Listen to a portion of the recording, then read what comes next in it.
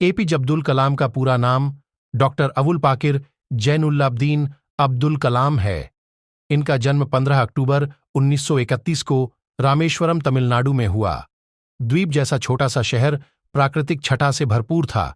शायद इसीलिए अब्दुल कलाम जी का प्रकृति से बहुत जुड़ाव रहा है। रामेश्वरम का प्राकृतिक सौंदर्य समुद्र की निकटता के कारण सदैव बहुत दर्शनीय रहा है। इनके पिता जैनुलाब्दीन न तो ज्यादा पढ़े लिखे थे, न ही पैसे वाले थे। वे नाविक थे और नियम के बहुत पक्के थे। इनके पिता मछुआरों को नाव किराए पर दिया करते थे। इनके संबंध रामेश्वरम के हिंदू नेताओं तथा अध्यापकों के साथ काफी स्नेहपूर्ण थे। अब्दुल कलाम ने अपनी आरंभिक शिक्षा जारी रखने के लिए अखबार वितरित करने का कार्य भी किया था। अब्दुल कलाम संयुक्त परिवार में रहते थे। परिवार की सदस्य संख्या का अनुमान इस बात से लगाया जा सकता है कि यह स्वयं 5 भाई एवं 5 बहन थे और घर में 3 परिवार रहा करते थे। इनका कहना था कि वह घर में 3 झूले, जिसमें बच्चों को रखा और सुलाया जाता है, देखने के अभ्यस्त थे। इनकी दादी माँ एवं माँ द्वारा ही पूरे परिवार की परवरिश की जाती थी। घर के वातावरण में प्रसन्नता और वेदना दोनों का वास था। इनके घर में कितने लोग थे और इनकी माँ बहुत लोगों का खाना बनाती थीं, क्योंकि घर में 3 भरे पूरे परिवारों के साथ साथ बाहर के लोग भी हमारे साथ खाना खाते थे। इनके घर में खुशियां भी थीं तो मुश्किलें भी थीं। अब्दुल कलाम के जीवन पर इनके पिता का बहुत प्रभाव रहा। वे भले ही पढ़े लिखे नहीं थे, लेकिन उनकी लगन और उनके दिए संस्कार अब्दुल कलाम के बहुत काम आए। अब्दुल कलाम के पिता चारों वक्त की नमाज पढ़ते थे और जीवन में एक सच्चे इंसान थे। अब्दुल कलाम जी के जीवन की एक घटना है कि यह भाई बहनों के साथ खाना खा रहे थे। इनके यहाँ चावल खूब होता था, इसलिए खाने में वही दिया जाता था। रोटियां कम मिलती थीं। जब इनकी मां ने इनको रोटियां ज्यादा दे दीं, तो इनके भाई ने एक बड़े सच का खुलासा किया। इनके भाई ने अलग ले जाकर इनसे कहा कि मां के लिए एक भी रोटी नहीं बची और तुम्हें उन्होंने ज्यादा रोटियां दे दीं। वह बहुत कठिन समय था और उनके भाई चाहते थे कि अब्दुल कलाम जिम्मेदारी का व्यवहार करें। तब यह अपने जज्बातों पर काबू नहीं पा सके और दौड़कर मां के गले से जा लगे। उन दिनों कलाम कक्षा 5 के विद्यार्थी थे। इन्हें परिवार में सबसे अधिक स्नेह प्राप्त हुआ, क्योंकि यह परिवार में सबसे छोटे थे। तब घरों में विद्युत नहीं थी और केरोसिन तेल के दीपक जला करते थे, जिनका समय रात्रि 7 से 9 तक नियत था। लेकिन यह अपनी माता के अतिरिक्त स्नेह के कारण पढ़ाई करने हेतु रात के 11 बजे तक दीपक का उपयोग करते थे। अब्दुल कलाम के जीवन में इनकी माता का बहुत महत्वपूर्ण स्थान रहा है। इनकी माता ने 52 वर्ष की उम्र पाई।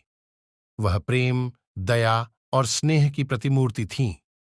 उनका स्वभाव बेहद शालीन था। इनकी माता 5 समय की नमाज अदा करती थीं। जब इन्हें नमाज करते हुए अब्दुल कलाम देखते थे, तो इन्हें रूहानी सुकून और प्रेरणा प्राप्त होती थी। जिस घर अब्दुल कलाम का जन्म हुआ, वह आज भी रामेश्वरम में मस्जिद मार्ग पर स्थित है। इसके साथ ही इनके भाई की कलाकृतियों की दुकान भी संलग्न है। यहां पर्यटक इसी कारण खिंचे चले आते हैं, क्योंकि अब्दुल कलाम का आवास स्थित है। 1964 में 23 वर्ष की उम्र में डॉक्टर अब्दुल कलाम ने जल की भयानक विनाश लीला देखी और जल की शक्ति का वास्तविक अनुमान लगाया। चक्रवाती तूफान में पायबन पुल और यात्रियों से भरी एक रेलगाड़ी के साथ साथ अब्दुल कलाम का पुश्तैनी गांव धनुषकोडी भी बह गया था। जब यह मात्र 19 वर्ष के थे, तब द्वितीय विश्व युद्ध की विभीषिका को भी महसूस किया। युद्ध का दवानल रामेश्वरम के द्वार तक पहुंचा था। इन परिस्थितियों में भोजन सहित सभी आवश्यक वस्तुओं का अभाव हो गया था।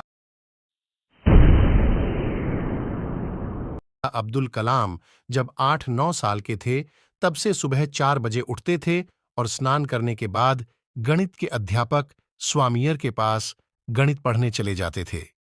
स्वामियर की यह विशेषता थी कि जो विद्यार्थी स्नान करके नहीं आता था, वह उसे नहीं पढ़ाते थे। स्वामियर एक अनोखे अध्यापक थे और 5 विद्यार्थियों को प्रतिवर्ष निःशुल्क ट्यूशन पढ़ाते थे। इनकी माता इन्हें उठाकर स्नान कराती थीं और नाश्ता करवाकर ट्यूशन पढ़ने भेज देती थीं। अब्दुल कलाम ट्यूशन पढ़कर 5:30 बजे वापस आते थे। उसके बाद अपने पिता के साथ नमाज पढ़ते थे। फिर कुरान शरीफ का अध्ययन करने के लिए वह अरेशिक स्कूल, मदरसा चले जाते थे। इसके पश्चात अब्दुल कलाम रामेश्वरम के रेलवे स्टेशन और बस अड्डे पर जाकर समाचार पत्र एकत्र करते थे। इस प्रकार इन्हें 3 किलोमीटर जाना पड़ता था। उन दिनों धनुषकोडी से मेल ट्रेन गुजरती थी, लेकिन वहां उसका ठहराव नहीं होता था। चलती ट्रेन से ही अखबार के बंडल रेलवे स्टेशन पर फेंक दिए जाते थे। अब्दुल कलाम अखबार लेने के बाद रामेश्वरम शहर की सड़कों पर दौड़ दौड़कर सबसे पहले उसका वितरण करते थे। अब्दुल कलाम अपने भाइयों में छोटे थे, दूसरे घर के लिए थोड़ी कमाई भी कर लेता थे, इसलिए इनकी मां का प्यार इन पर कुछ ज्यादा ही था।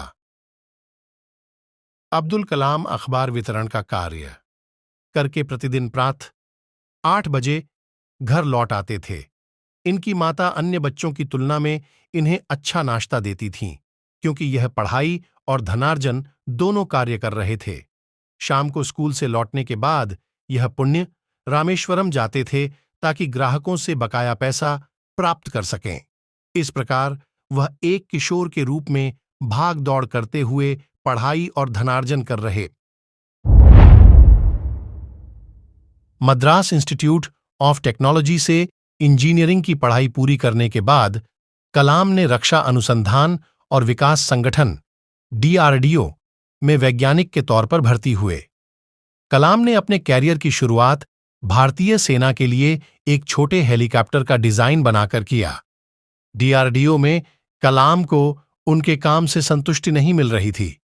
कलाम पंडित जवाहरलाल नेहरू द्वारा गठित Indian national committee for space research के सदस्य भी थे।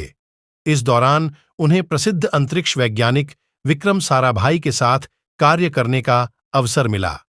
वर्ष 1969 में उनका स्थानांतरण भारतीय अंतरिक्ष अनुसंधान संगठन इसरो में हुआ। यहां वो भारत के सेंटिनलाइट लॉन्च व्हीकल परियोजना के निदेशक के तौर पर नियुक्त किए गए।